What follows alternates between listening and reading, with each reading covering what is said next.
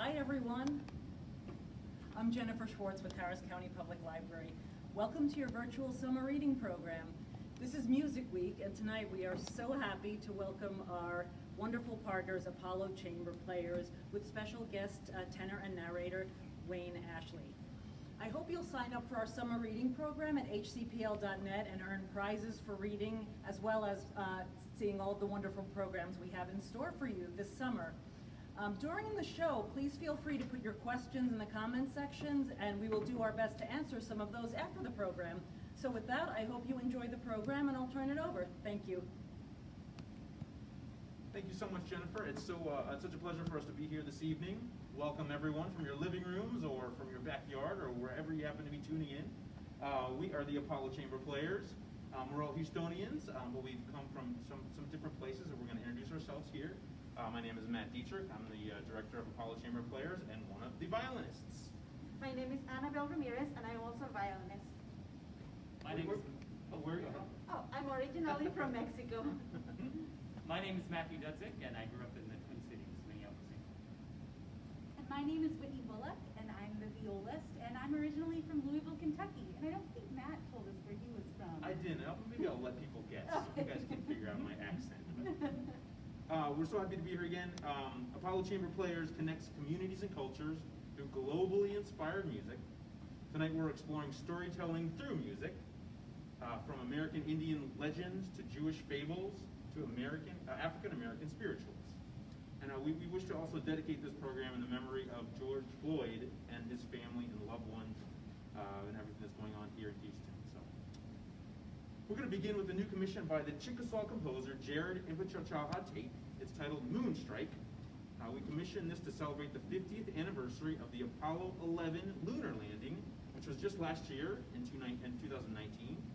We will be performing this first movement of Moonstrike, which is it's a Kaleidspiel legend about the origin of the moon. This is a tribe from northern Idaho and Montana, just to set that up a little bit for you guys. So, and right over here we have Wayne Ashley, who's also a proud Houstonian.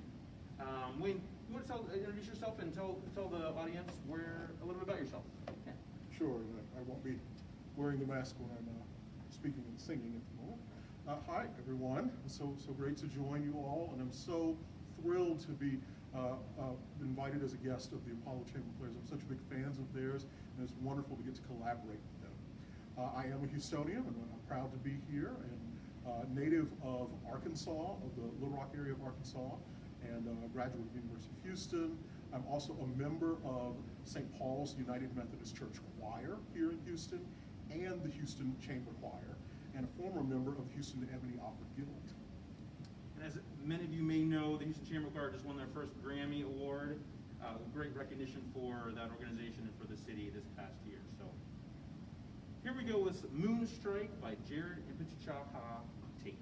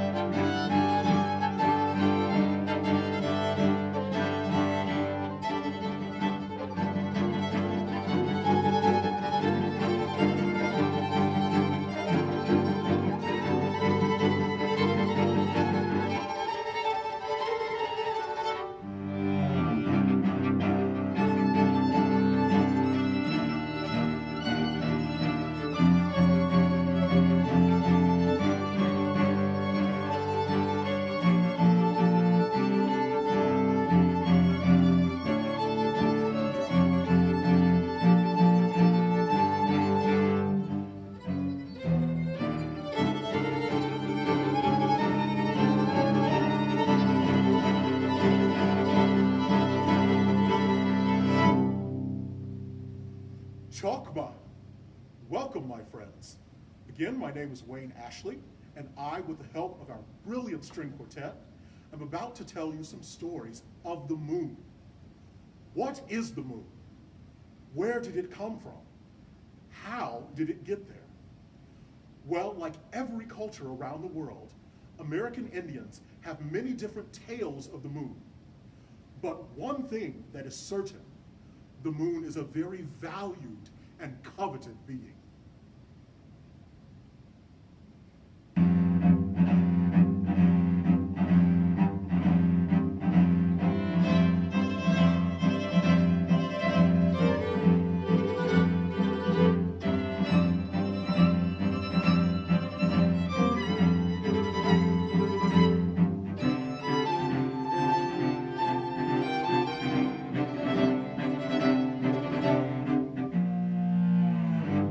Long ago, when the world was very young, the moon was a plaything of the animal tribe of people. One day, Coyote spoke up loudly to Antelope.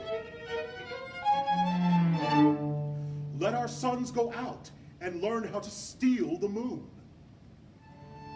When the 8 young sons reached the open space where the animal people were rolling the great round shining ball, they hid themselves at one end of the playfield. The animal people knew that the boys were coming to steal it. They rolled it toward the boys, certain that it was too heavy for anyone to take away. But the Coyote brothers, one at a time, rolled it home. The owners of the moon caught up with the Coyote brothers and killed them one at a time. Then the Antelope brothers took the moon from its youngest coyote and ran so swiftly no one could catch them.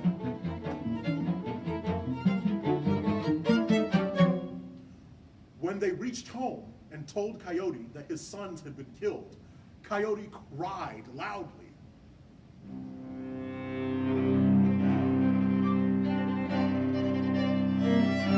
Put that fire out and bring me the moon.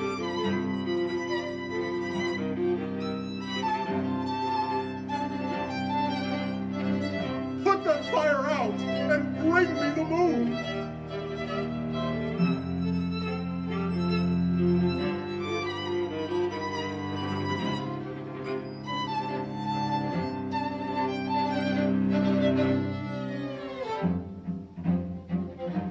They obeyed him. He took the moon back to its owners, and they gave him his sons, restored to life.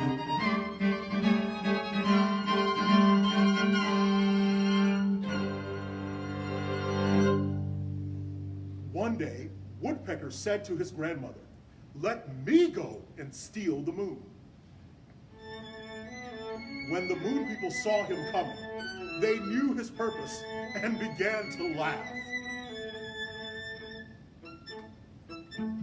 "Roll the moon towards the little woodpecker," said one of them. "Let us see what he can do with such a big thing."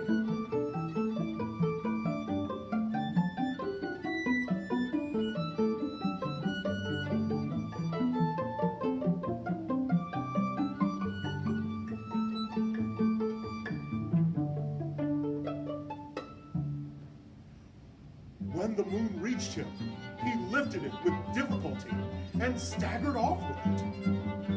Again, the people laughed.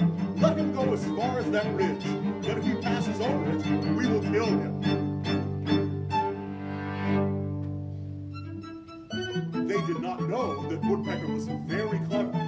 When they reached the top of the ridge, they saw him and the moon at the top of the hill. He had rolled the moon down the first slope, and its momentum carried it almost to the top of the next slope. Woodpecker flew over the valley and pulled the moon the rest of the way. The people ran after him until they were tired out, and Woodpecker rolled the moon to his home.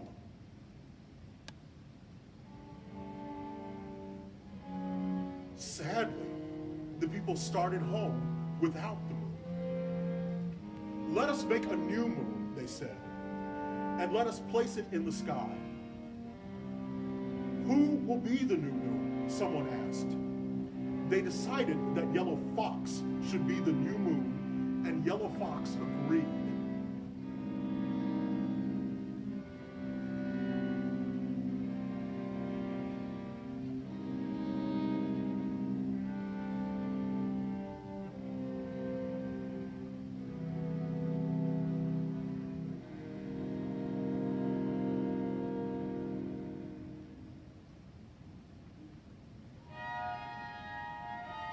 they launched him out in the sky, where he was to shine by day as well as night. But he made the day so hot, they took him down.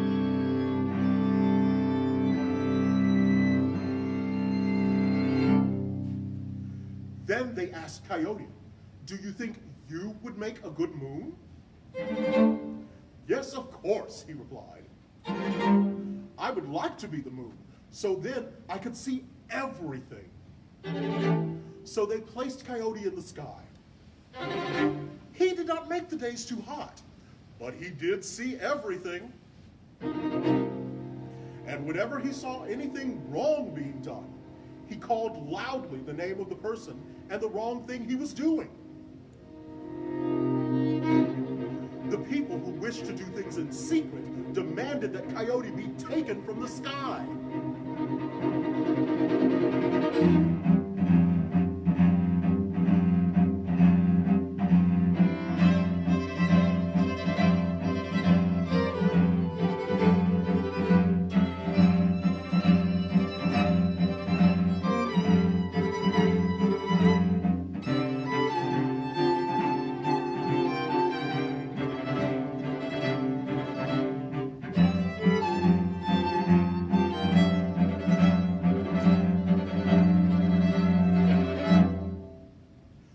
Well, folks, there you have it.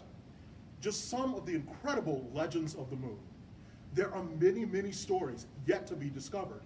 And if you begin your own journey, it is certain that you will find much mystery and magic in our great moon.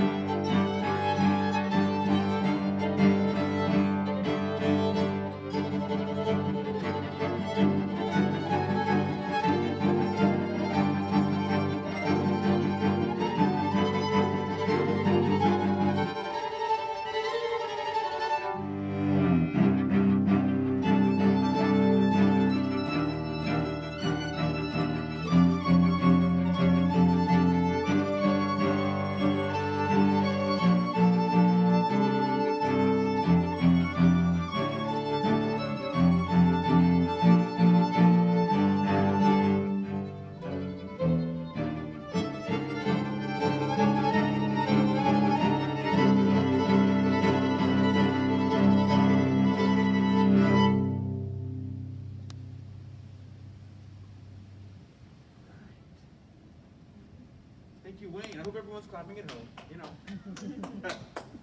Thank you, Wayne. All right. So Wayne's going to leave us for a few moments while we play a couple of other pieces here. But I just wanted to say that that was just the first movement of a 3-movement suite. So we encourage you to check out our YouTube channel. You can see the premiere performance, which was at MASH in Midtown this past September, with an astronaut named John Harrington, who was the first registered member of an American Indian tribe to fly into space. He actually helped construct some of the space station in 2002 and 3. And you know, we just had our first manned launch of a rocket ship from the United States here this past weekend, and I think that's a very appropriate time for a piece like this. So, Go ahead. Yes. moving along, we're going to shift gears and present for you a piece by the Israeli-born composer Gilad Cohen called Three Goat Blues. And Matt will probably speak about this a little bit more, but in 2014 we embarked upon a commissioning project to commission 20 new folk music-inspired works by the end of the decade. So this is number 4, I believe, right? So I'm just going to read the program note by the composer. Three Goat Blues.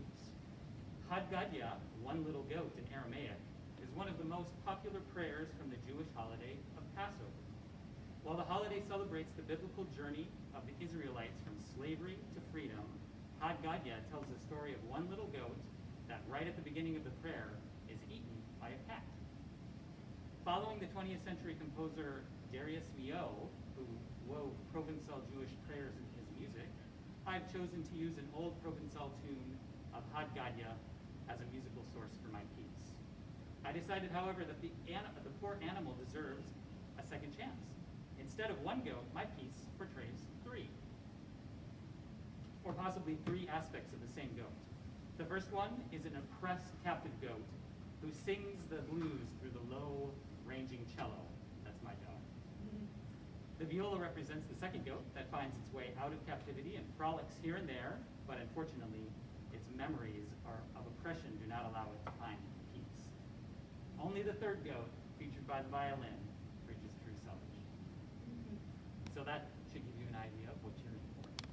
The composer was also a big fan of rock music, in particular the music of Pink Floyd. So you may hear some Pink Floydian effects throughout this piece. We're going to be doing a lot of different slides on our instruments. Some plucking of our strings is called pizzicato, plucking with our left hands. What else do we do that's kind of cool?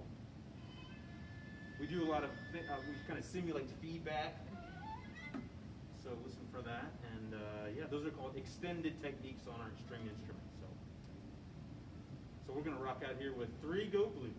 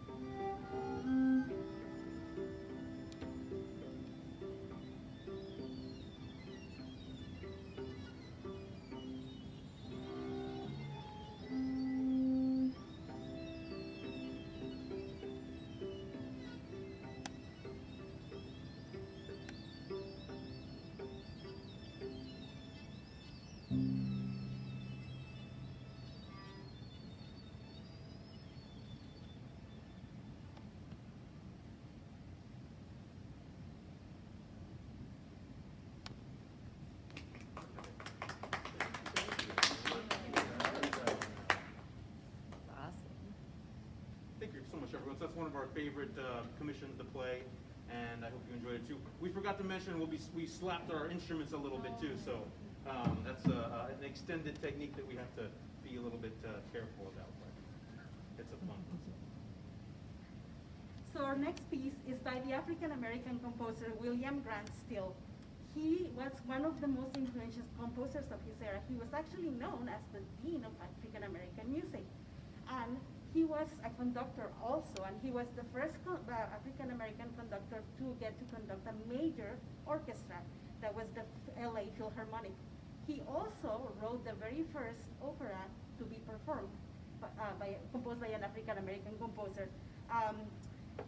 His style in this piece, called the Lyric Suite, is more of a serious style, but you can still hear all of the blues and influences from his past. In this first movement that we will be performing for you, he describes one of his friends, and this one is entitled The Sentimental One. See if you can hear how he describes this to music.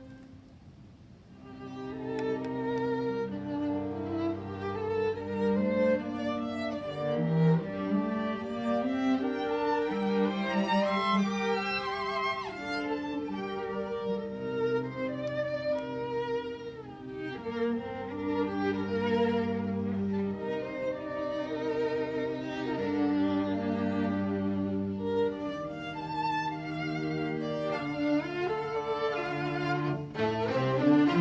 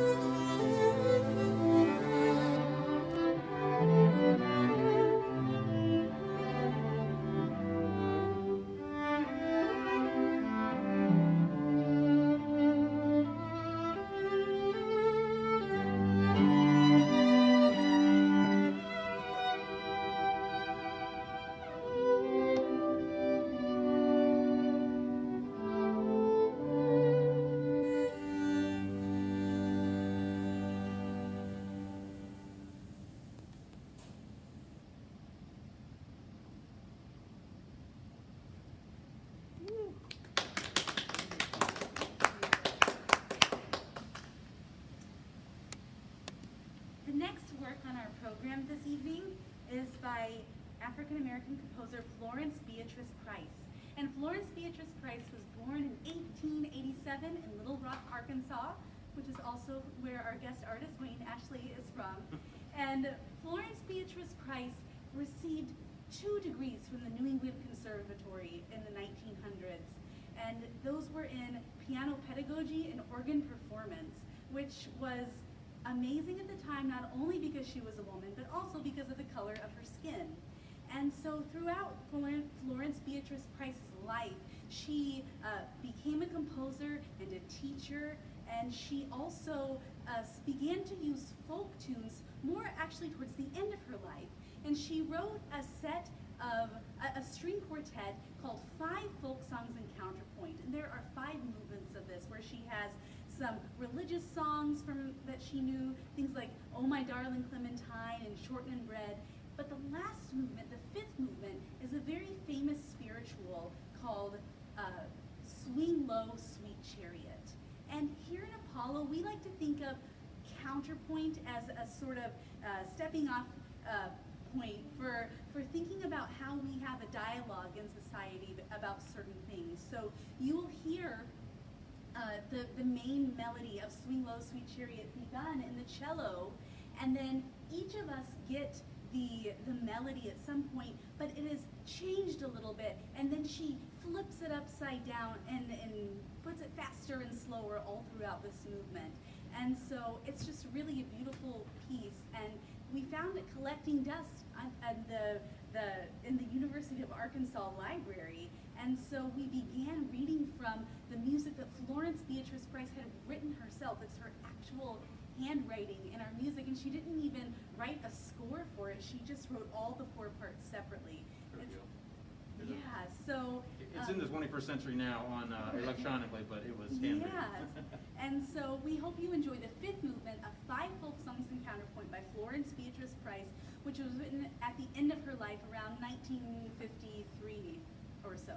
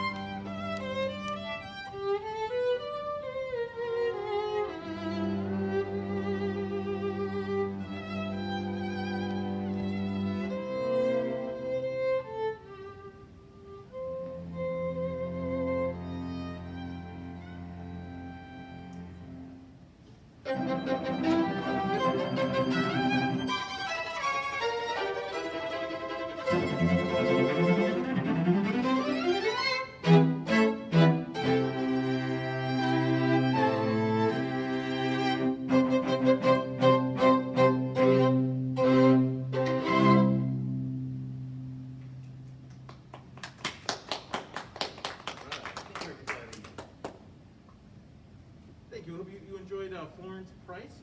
That's actually 5 movements. I think Whitney mentioned that. So what we like to do in Apollo Chamber Players, we like to introduce people to new music. We like to commission new music by a diversity of composers from here in Houston and around the United States. We also like to bring back some of the classics. So we're going to end our performance this evening with 2 numbers that I think you'll recognize, or at least you'll have heard of the composer of the first one. This is J.S. Bach's Bis du bei mir. We're going to welcome our guest, Wayne Ashley, back to the stage here. Come out here again, Wayne. Yeah, Wayne, all right.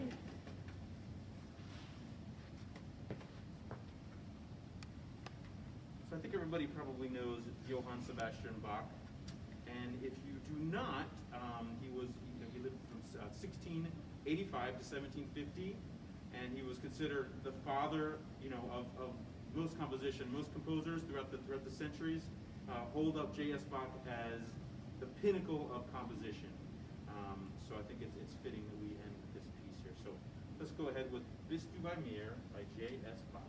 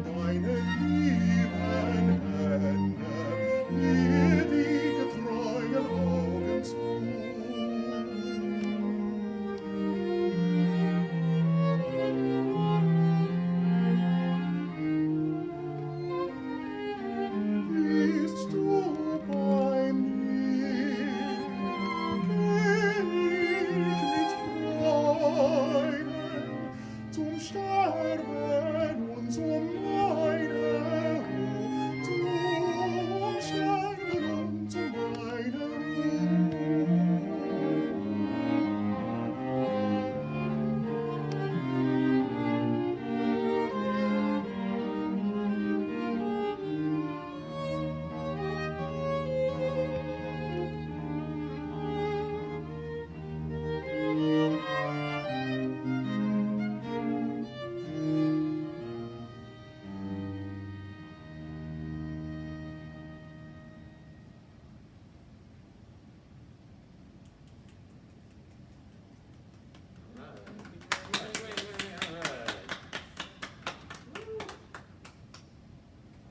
end the program, I think Wayne has selected a special number to conclude the program with. I think there's an opportunity to ask some questions. Please go ahead and do so at your leisure. Take it away, Luke. And this is a spiritual, we shall overcome.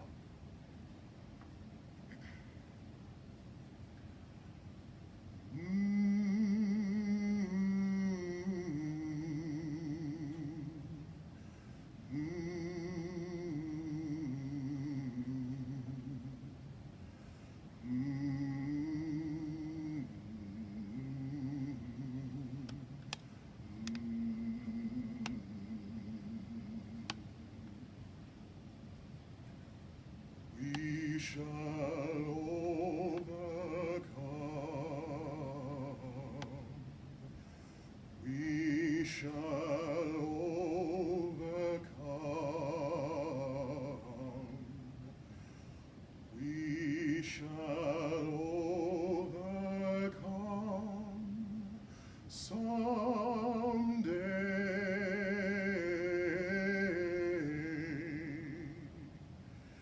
Deep in my heart, I do believe that we shall overcome someday.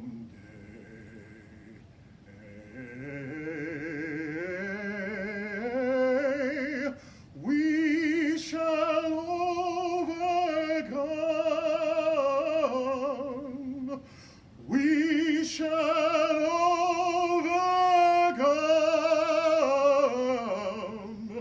We shall overcome someday.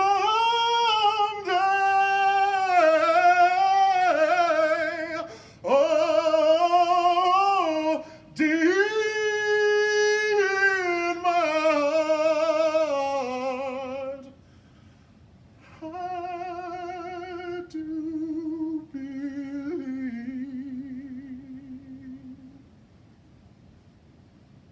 that we shall overcome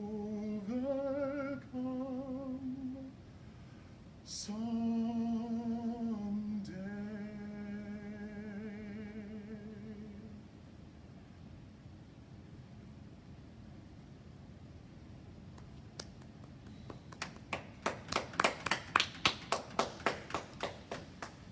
Thank you, Wayne. Thank you so much for having us here this evening. Thank you for yeah. being here. Do we have any questions? We do. We had a question. What is your rehearsal process like when you're learning a new piece? Rehearsal process. Well, a rehearsal process the last couple of months has been pretty much, it's been creative. Let's just put it that way. Maybe we can, you guys want to come a little closer here? Usually when we commission a new piece of music, we talk with the composer, we have an idea about what to commission, like a theme, and I think that's very helpful for the composer to kind of latch onto something. So for this commissioning project, our 20 by 2020 commissioning project, we've been commissioning 20 new folk music inspired works by the end of the decade, which is this year. We never thought that 2020 would look like this, but we're making the best of it, and we actually have the 19th and 20th commissions. We've rescheduled to premiere in the fall. But some of the technique that we do, we talk to the composers, we Zoom with the composers. If they don't live in Houston, this is pre-COVID, pre-stay-at-home orders, but we get on a Zoom conference call with them. We play around a little bit and show them kind of what works and what doesn't. Yeah, and we obviously practice our own parts before we get together as an ensemble as well. But like Matt said, just working with the composers that we've commissioned from has been so enlightening and answers most of the questions that come up in our rehearsals. So. That's a great question. Wonderful, and we have another. Since the violins and viola are held next to your face when you play them, do you have to do anything special to keep them clean during the pandemic? Well, nobody else plays our instruments, they're just ours. So I'm not doing anything in particular other than the regular cleaning that I usually do. But that's a good question too. And as you may have noticed, this is our first performance with masks on, and I'll just say it's not the most comfortable thing to play with. So we're trying to get used to the new normal as far as the masks go, but also trying to be safe at the same time. Awesome. And what's a good place to begin if you want to start listening to classical music or string quartets in particular? Oh, wow. Well, We can I plug our probably all have website different- first? You can go to, we have a large body of works in Apollo Chamber Players. Our YouTube channel, you can check out Apollo Chamber Players YouTube. You know, some of our favorite mentors, actually my mentor, Kenneth Goldsmith, he's just retiring from the Shepherd School of Music. And he was in a string quartet for a string trio called the Miracord Trio. But we all studied with players at the Shepherd School who are in string quartets. My teacher, Norman Fisher, was in the Concord Quartet for many years, and Whitney's teacher. Yeah, my teacher James Denham was in the Cleveland Quartet. So oftentimes, if you look up well-known string quartets, their body of works, the repertoire they've chosen is a really good place to start because it's varied and everybody plays things differently. But I think Beethoven string quartets are a good place for a beginner chamber music listener to start. But obviously, there's many more composers than just him out there. And you I can would say if you had to pick, maybe I would say listen to Mozart, Beethoven, Dvorak, Bartok, and maybe Shostakovich, so you get a good range of composers from different eras and see where you like. There's so much out there. You can't go wrong if you're listening to string quartets, I think. And Dvorak, we're big fans of the Czech composer Dvorak, so any of his music is a good starting point. Great. And someone asked, how else can we hear your music? Well, I kind of answered that already. Right, You you can go did, to our YouTube channel, Apollo Chamber Players. Actually, a good project over the last couple of months during the stay-at-home has been adding our concerts and performances and recording to our YouTube channel. Wayne, do you have a YouTube channel as well? Well, I'm a member of the Houston Chamber Choir, so you can certainly check out some of my works there. And I have a few things on the YouTube channel. I'm working on it. I would definitely check out the Houston Chamber Choir's YouTube channel and website as well. They have such a wonderful body of work, and you know, they're such a pillar of our community. Thank you very much. Do you guys have any questions? So behind the cameras, we have two Jennifers and a Nancy, just so you guys know. That's right. Did anyone ask how long you've been playing together? No. We've been playing together as this group since 2012, Oh, but Apollo began in 2008. okay. So we'll be entering our 13th season. And maybe something else interesting for people is the age at which we began our studies. Mm-hmm. You want to start with that? Yeah, sure, I'll start. I started playing the viola in the 8th grade, I did not play in the 8th grade. I started playing the viola in the 3rd grade, so I was 8 years old, my bad. And I had no idea what the viola was. It just sounded beautiful, the name viola. And so here I am today playing the viola. And notice that it's a little bit larger than the violin. Yeah, and my parents had a friend who was a professional cellist, and they very naively asked him one day if he'd be willing to give me lessons, and he agreed. I was about 8 years old, and I don't think they had any idea what they had gotten me into, but here I am. I was 6 years old when I started playing the violin, and my father is also a violinist and orchestral musician, so he started me, and my brother as well. And I got my college beat. I started when I was 3 years old, just out of diapers. And I come from a family of musicians. My dad's a folk singer, guitarist, and a minister. And my mom's a public school teacher. She retired after 35 years. And she still teaches like 40 private students now, but online. But I'm originally from Pennsylvania, so I'll finally tell you where I'm from, and that's where my parents are. So, but it doesn't really matter. So you can, I think, for all you parents out there that are interested in starting your kids on an instrument, a string instrument in particular, you've got to start before the age of 10. I mean, it's good to start before the age of 10 because the brain development is, you know, such that you need to start when you're younger. But you know, your kids can do it, and yeah. So thank you all so much. It's been a pleasure being here. Have a wonderful evening. And thanks again to Harris County Public Library. Thank you so having us much for today. being here, Thank everyone. you.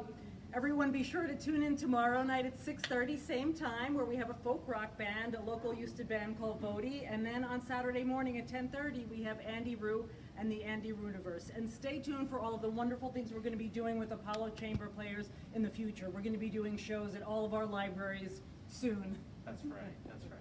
Thank you again. Good night, everyone. Good